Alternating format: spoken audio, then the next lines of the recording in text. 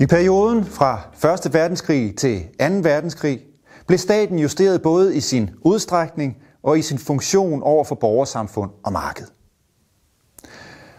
Staten blev i højere grad borgernes egen stat, især i kraft af den demokratiske grundlov fra 1915.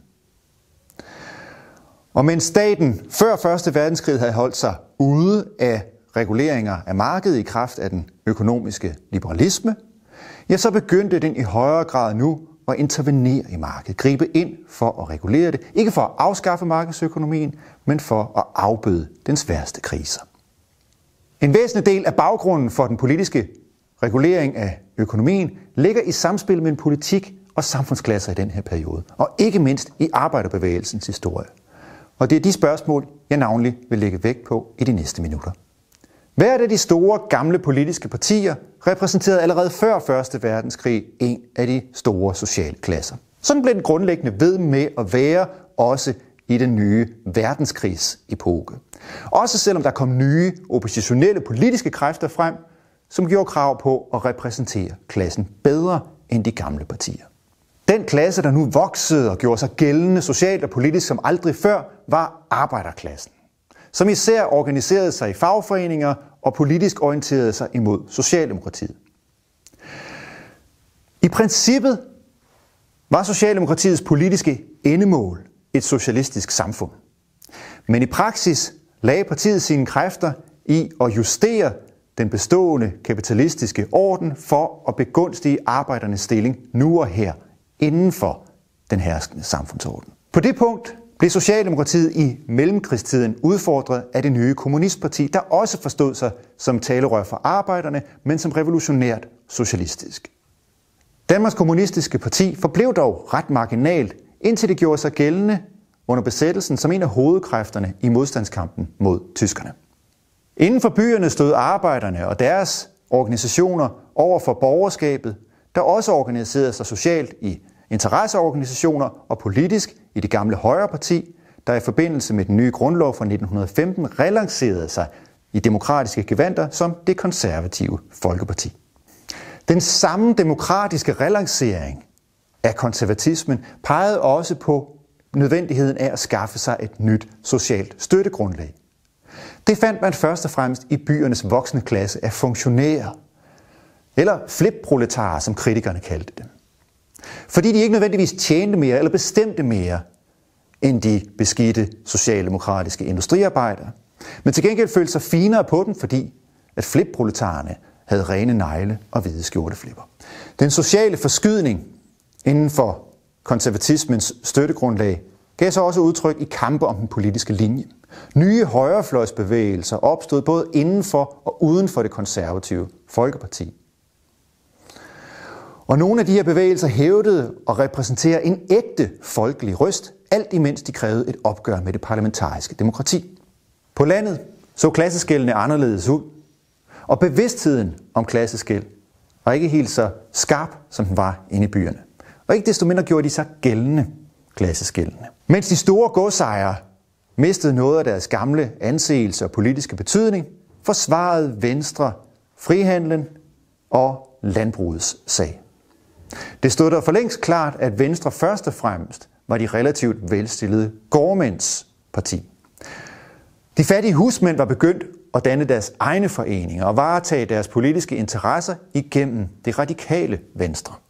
Og ligesom i byerne opstod der også på landet nye rivaliserende politiske fronter. Under 1930'ernes krise krævede de gældsramte bønder akut økonomisk krisehjælp og udfordrede dermed Venstres traditionelle økonomiske liberalisme. Og mange af dem støttede op om den nye højreradikale protestbevægelse Landbrugernes Sammenslutning. Og ligesom det lykkedes for det konservative Folkeparti inde i byerne at stække de nye højreradikale kræfter der, så lykkedes det også efterhånden for Venstre at marginalisere de nye højreradikale kræfter blandt bønderne. Det var først og fremmest arbejderbevægelsen, der stillede sig i spidsen for den nye politiske regulering af samfundsøkonomien. Kritikken af de frie markedskræfter havde, sammen med kravet om demokratisering, været en central del af Socialdemokratiets politik lige siden 1870'erne. Men i den nye periode i mellemkrigstiden voksede arbejderbevægelsen, både antalsmæssigt og i politisk indflydelse, ikke mindst i kraft af den nye grundlov, så den efterhånden fik styrke til at gennemføre den her politik. Navnlig skete det under de socialdemokratisk radikale regeringer under Thorvald Staunings ledelse fra 1929 og frem til besættelsen. Udover almindelige initiativer til at holde økonomien oppe, såsom importkontrol og valutakontrol, indførte man under den socialdemokratiske regering en række socialpolitiske tiltag, der skulle sikre samfundets fattigste imod den yderste armod, uden at de fattige af den grund blev henvist til vanære eller fortabte deres borgerlige rettigheder, sådan som man havde gjort det under den gamle fattighjælp. Det mest iøjnefaldende element i den her politik var den reform af sociallovgivningen, som man indførte som led i Kanslergadeforliget i 1933. Og karakteristisk nok blev den sociallovgivning indført gennem et kompromis imellem Socialdemokratiet og Venstre og det radikale Venstre. Det var i sig selv sigende, at et parti som Venstre blev inviteret med til de her forhandlinger. Fordi både det her forlig og en masse andre tiltag i 1930'ernes krisebekæmpelse tog karakter af kompromiser hen over den politiske midte. Og det var ikke bare kompromiser imellem enkeltpersoners holdninger eller imellem enkelte partiers ideologiske standpunkter. Det var også kompromiser imellem de forskellige stridende klasseinteresser. Og ikke mindst for netop Socialdemokratiet blev klassesamarbejdet og klassekompromiset en principiel del af politikken i løbet af mellemkrigstiden. På sin partikongres i 1934 vedtog man det nye program med den sigende titel Danmark for folket. Danmark for folket skulle, som Oscar Hansen skrev i sin hyldestsang til det her partiprogram, være et Danmark med plads for alle, med plads for alle, der vil.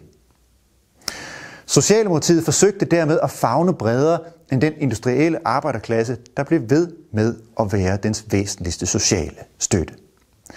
I stedet ville partiet være den kraft, der kunne samle Danmark om en stærk samfundsorden. Ikke socialisme og arbejdermagt, men snarere en tæmning af markedskræfterne, en politisk regulering af markedsøkonomien i de former, som man efterhånden lærte at kende som velfærdsstaten. I en vis forstand kan man sige, at der går en lige linje fra sociallovgivningen i 1933 til den moderne velfærdsstat, som man opbyggede efter 1945.